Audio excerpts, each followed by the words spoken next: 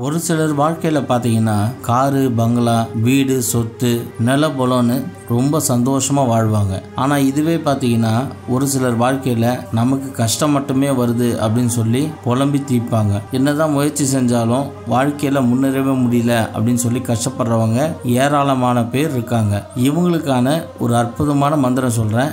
இந்த மந்திரத்தை தொடர்ந்து நீங்கள் 48 நாள் சொன்னீங்க அப்படின்னா உங்களுடைய வாழ்க்கை தலைகீழாக மாறும். அது என்ன மந்திரம் அப்படின்னு சொல்கிறேன், கவனமாக கேளுங்க.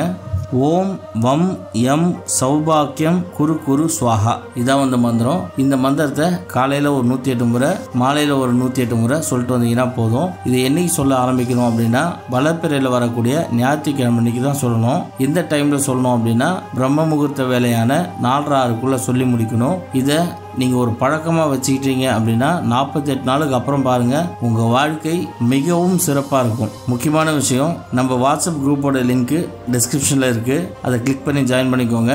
உங்களுக்கு நிறைய ஸ்பெஷல் ஆஃபர்ஸ் அண்ட் கிவ்அவேஸ் காத்துட்ருக்கு. வெற்றி பெற வாழ்த்துக்கள். ஃபேமிலி மெம்பர்ஸ் அனைவருக்கும் வணக்கம். 48 நாள் பூஜையில் வச்சு மந்திர உரு ஏற்றப்பட்ட 5000 ரூபாய் மதிப்புள்ள சர்வலோக வசிய தாயத்து வெறும் 999 ரூபாய்க்கு கிடைக்கும்.